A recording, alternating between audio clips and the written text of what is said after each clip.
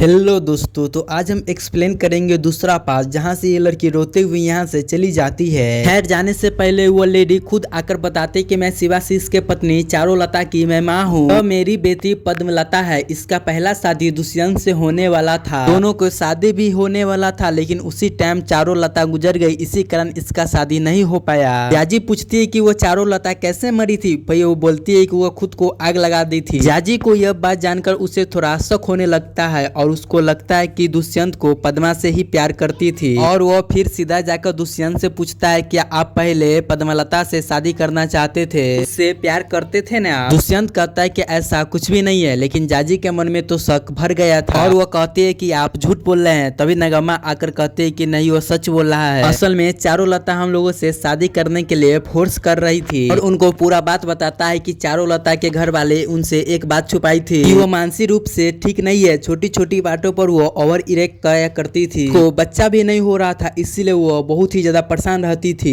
और वो कैसे भी कर इस घर में वो एक बारिश देना चाहती थी। वो भगवान से मन्नतें भी मांगी, पूजा भी करी, लेकिन कुछ भी नहीं हुआ। तब वो अपनी बहन की पद्मता की शादी दुष्यंत से करने की बात करी। इसका कहना था कि इससे उसका घर के एक बारिश मिल जाएगा और वह टेंशन से फ्री हो जाएगी। और उसका हालत पर मैं तरस खाकर शादी के लिए मान गए। इससे उसका हालत नहीं सुधरा और दिन पर दिन उसका मानसिक संतुलन खराब हो गया और एक रात खुद पर मिट्टी का तेल डालकर आग लगा ली। इन सब के बाद जाजी को एक और बात पता चलता है कि दुष्यंत को पहले ही शादी हो चुका है। उसका पहला पत्नी का नाम बिंदु मालिनी था। अब बात जानकर जाजी बहुत ही ज्यादा हॉट हो जाती है और कहती है कि आप सब इतना बड़ा बात हमसे क्यों छुपाए। उसने कहा मैंने तो तुम्हारे घर वाले के पहले ही बता दिया था, हमें लगा कि तुम्हें पता होगा और शादी के लिए तुम्हारे घर वाले के हम लोग 5 एकड़ जमीन तक भी दिए। इसके बाद जाजी सीधा अपना माँ को फोन करके गुस्सा करने लगती है। उसकी माँ कहती है बेटा क्या हुआ। अब जाजी कहते हैं कि मर गई आपकी बेटी, आपको जरा भी शर्म नहीं आया। 5 एकड़ जमीन के लिए आपने अपनी बेटी को बेच दिए। उधर से उसकी माँ कहती है कि हम क्या करते बेटी, एक्सीडेंट में तुम्हारे पिता को पैर जाने के बाद वो बिल्कुल बेकार हो चुके थे,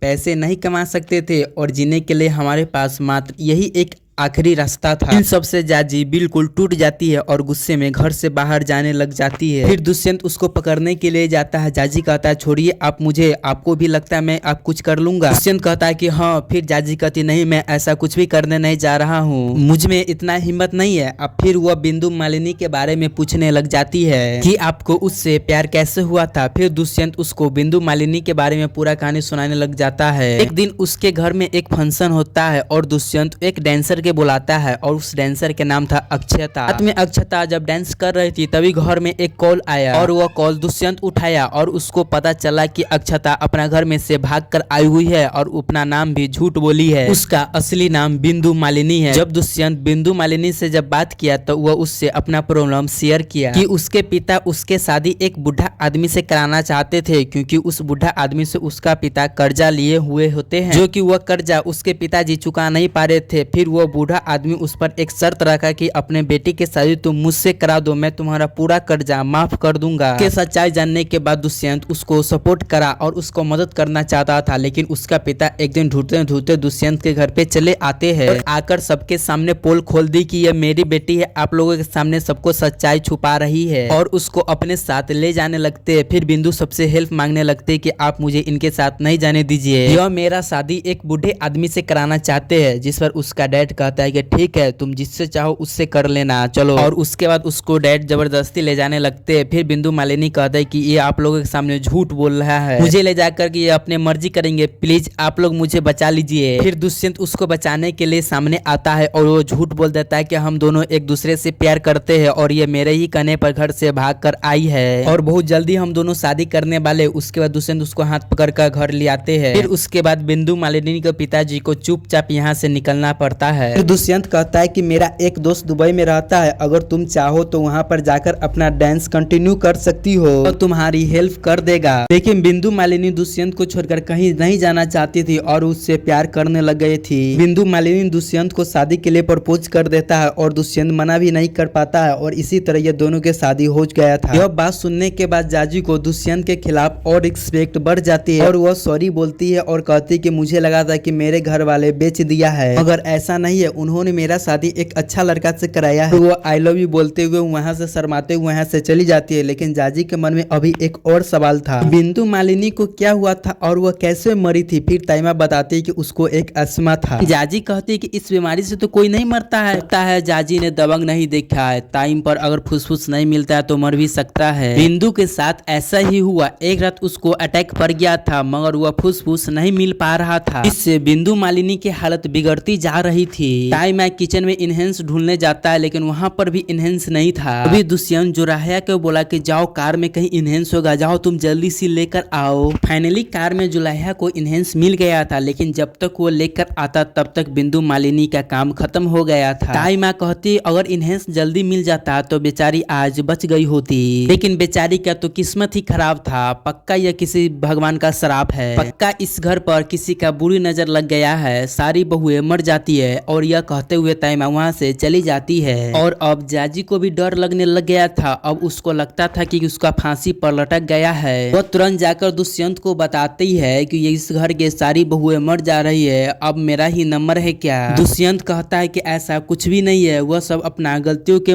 वजह से मरी है। झांसी कहता है फिर बिंदु मालिनी को क्या दिक्कत था। फिर दुष्यंत कहता है चलो ठीक है मुझे एक दिन के टाइम दो। फिर दुष्यंत अगले दिन उसी पंडित जी को बुलाता है। वह कोंडिया देव की पूजा करके जाजी की तरफ से वह सवाल पूछते हैं कि इस घर के सारी बहुएं मारी गई है और जाजी को भी डर है कि वो भी मारी जाएगी। इस पर एक और फूल गिर जाता है यानी कि हाँ का इशारा था। इससे सभी लोग डर जाते हैं। फिर पंडित जी बताते हैं कि आप लोग जाजी के नाम से महामृत्यु जाप करवाइए। दोनों पति पत्नी जाकर काशी विश्वनाथ के दर्शन करके आइए, वह सब कुछ ठीक कर देंगे। उसके बाद वह यहाँ से जाने लग जाते हैं। लेकिन जाजी के मन में एक सवाल रह गया था। फिर जाजी जाकर पंडित जी के रुक के पूछता है कि पंडित जी मैंने तो कुछ भी नहीं किया, तब पर भी भगवान मुझसे नाराज क्यों है। पंडित जी कहते हैं कि यह सब भगवान की नाराजगी नहीं है, यह सब भूत प्रेत की चक्कर है। और उसको पूरी कहानी सुनाते हैं कि असल में इसके घर से 2 फीट दूरी एक घर था। उस घर में टोटल 6 लोग के फैमिली रहा करता था। अचानक एक रात सभी लोग एक ही साथ आत्महत्या कर लिया।